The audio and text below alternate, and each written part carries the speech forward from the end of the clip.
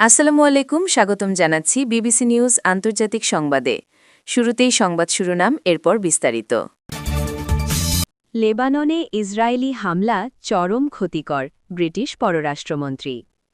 ইরানে হামলা চালাতে এসে মারধরের শিকার ইসরায়েলি পাইলট, যা জানা গেল। হরমুজ প্রণালীর নিয়ন্ত্রণ নিয়ে দুশ্চিন্তায় উপসাগরীয় দেশগুলো। যুদ্ধবিরতিতে ষড়যন্ত্র নিয়ে ট্রাম্পকে এরদোয়ানের সতর্কবার্তা। দর্শক, এতক্ষণ শুনছিলেন সংবাদ শিরোনাম। এখন বিস্তারিত। আপনি যদি ইসরায়েলের ধ্বংস চান এবং মুসলিমদের পাশে থাকেন, তাহলে ভিডিওতে লাইক করে চ্যানেলটি অবশ্যই সাবস্ক্রাইব করে দিবেন এবং আপনার মূল্যবান মতামত অবশ্যই কমেন্টে লিখে জানিয়ে দিবেন। এখন বিস্তারিত। লেবাননে ইসরায়েলি হামলা চরম ক্ষতিকর, ব্রিটিশ পররাষ্ট্রমন্ত্রী। লেবানন জুড়ে বুধবার ৮ এপ্রিল ইসরায়েলের চালানো ব্যাপক বিমান হামলাকে চরম ক্ষতিকর বলে অভিহিত করেছেন ব্রিটিশ পররাষ্ট্রমন্ত্রী ইভেট কুপার। সেই সঙ্গে এই অঞ্চলের সংঘাত নিরসনে দ্রুত পদক্ষেপ নেওয়ার ওপর তিনি গুরুত্বারোপ করেছেন। টাইমস রেডিওকে দেওয়া এক সাক্ষাৎকারে কুপার বলেন, চলমান যুদ্ধবিরতি চুক্তিতে লেবাননকেও অন্তর্ভুক্ত করা অত্যন্ত জরুরি। তিনি স্পষ্ট ভাষায় বলেন, আমরা দেখতে চাই যে লেবাননও যেন এই যুদ্ধবিরতির আওতায় থাকে। আমরা এই যুক্তির পরিধি বাড়াতে চাই, কারণ তা না হলে পুরো অঞ্চলটি অস্থিতিশীল হয়ে পড়বে। ইরানে হামলা চালাতে এসে মারধরের শিকার ইসরায়েলি পাইলট, যা জানা গেল। ইরানে হামলা চালাতে এসে ইরানি জনগণের মারধরের শিকার হয়েছেন ইসরায়েলের একজন পাইলট দাবিতে একটি ভিডিও ইন্টারনেটে ছড়িয়ে পড়েছে। তবে ফ্যাক্ট চেকিং নিয়ে কাজ করা বাংলাদেশ ভিত্তিক প্রতিষ্ঠান রিউমার স্ক্যানার জানিয়েছে, ছড়িয়ে পড়া ওই ভিডিওটি সঠিক নয়। এটি মূলত গত ১৭ জানুয়ারি যুক্তরাষ্ট্রের মিনেসোটা অঙ্গরাজ্যের মিনিয়াপলিস শহরের মিনিয়াপলিস সিটি হলের সামনে সংঘটিত একটি বিক্ষোভ ও পাল্টা বিক্ষোভের সময়কার ভিডিও।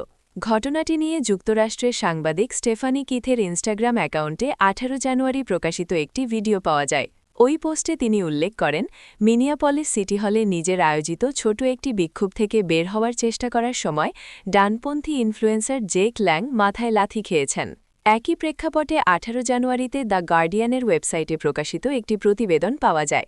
ওই প্রতিবেদনে থাকা ছবির সঙ্গেও আলোচিত ভিডিওর দৃশ্যের মিল দেখা যায়। প্রতিবেদন থেকে জানা যায়, গত ১৭ জানুয়ারি মিনিয়াপলিস সিটি হলের সামনে ট্রাম্প প্রশাসনের অভিবাসন দমন অভিযানের সমর্থনে ডানপন্থী ইনফ্লুয়েন্সার জেক ল্যাং একটি ছোট বিক্ষোভ আয়োজন করেন। তবে শত শত পাল্টা বিক্ষোভকারী সেখানে জড়ো হয়ে তার দলকে তাড়িয়ে দেয়। এ সময় ল্যাং ঘটনাস্থল ছাড়ার সময় মাথায় আঘাতপ্রাপ্ত হন। মিনিয়াপলিস সিটি হল যুক্তরাষ্ট্রের মিনেসোটা অঙ্গরাজ্যের মিনিয়াপলিস শহরে অবস্থিত। এছাড়াও প্রাসঙ্গিক কিওয়ার্ড সার্চ করে ইরানি জনগণ কর্তৃক ইসরায়েলের কোনো পাইলটকে মারধরের দাবির পক্ষে গণমাধ্যম বা বিশ্বস্ত সূত্রে কোনো তথ্য পাওয়া যায়নি। হরমুজ প্রণালীর নিয়ন্ত্রণ নিয়ে দুশ্চিন্তায় উপসাগরীয় দেশগুলো। যুক্তরাষ্ট্র ও ইরানের মধ্যে ২ সপ্তাহের যুদ্ধবিরতি ঘোষণার পর মধ্যপ্রাচ্যে সাময়িক স্বস্তি ফিরলেও কাটছে না শঙ্কার মেঘ। বিশেষ করে বিশ্বের অন্যতম গুরুত্বপূর্ণ জ্বালানি পথ হরমুজ প্রণালীর নিয়ন্ত্রণ কার হাতে থাকবে তা নিয়ে গভীর উদ্বেগের সৃষ্টি হয়েছে সৌদি আরব সহ উপসাগরীয় অঞ্চলের দেশগুলোতে।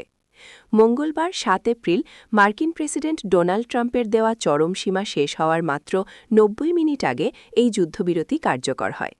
এর আগে ট্রাম্প ইরানকে প্রস্তর যুগে পাঠিয়ে দেওয়ার হুমকি দিয়েছিলেন, বিপরীতে তেহরানও বড় ধরনের হামলার হেঁশারি দিয়েছিল। চুক্তির শর্ত অনুযায়ী ইরান হরমুজ প্রণালী দিয়ে জাহাজ চলাচল পুনরায় শুরু করতে রাজি হয়েছে, যা গত ২৮ ফেব্রুয়ারি থেকে প্রায় স্থবির হয়ে পড়েছিল। বিশ্বের মোট তেল ও এলএনজি সরবরাহের প্রায় ২০% এই প্রণালী দিয়ে পরিবাহিত হয়। ইরানের প্রস্তাবিত ১০ দফার একটিতে বলা হয়েছে, হরমুজ প্রণালীর নিয়ন্ত্রণ তেহরানের হাতেই থাকবে। ইরানের পররাষ্ট্রমন্ত্রী আব্বাস আরাগচ্চি স্পষ্ট করেছেন যে যুদ্ধবিরতির এই ২ সপ্তাহে জাহাজ চলাচল কেবল ইরানি সামরিক বাহিনীর সাথে সমন্বয় করেই সম্ভব হবে। যুদ্ধবিরতিতে ষড়যন্ত্র নিয়ে ট্রাম্পকে এরদোয়ানের সতর্কবার্তা। যুক্তরাষ্ট্র ও ইরানের মধ্যে সম্পাদিত ২ সপ্তাহের সাময়িক যুদ্ধবিরতি চুক্তিটি নস্যাৎ করতে উস্কানি ও অন্তর্ঘাতমূলক কর্মকাণ্ড ঘটতে পারে বলে সতর্ক করেছেন তুরস্কের প্রেসিডেন্ট রিসেপ তাইয়েব এরদোয়ান। বুধবার ৮ এপ্রিল মার্কিন প্রেসিডেন্ট ডোনাল্ড ট্রাম্পের সঙ্গে এক ফোনালাপে তিনি এই আশঙ্কা প্রকাশ করেন, খবর সৌদি গেজেটের। তুর্কি প্রেসিডেন্টের কার্যালয় থেকে জানানো হয়েছে, ফোনালাপে এরদোয়ান এই যুদ্ধবিরতি প্রক্রিয়াটি অত্যন্ত সংবেদনশীল হিসেবে উল্লেখ করেছেন। তিনি বলেন, শান্তি স্থাপনের এই সুযোগকে কোনোভাবেই নষ্ট হতে দেওয়া যাবে না। 2 সপ্তাহের এই সুযোগের জানালা কাজে লাগিয়ে একটি স্থায়ী শান্তি চুক্তিতে পৌঁছানোর ওপর তিনি জোর দেন।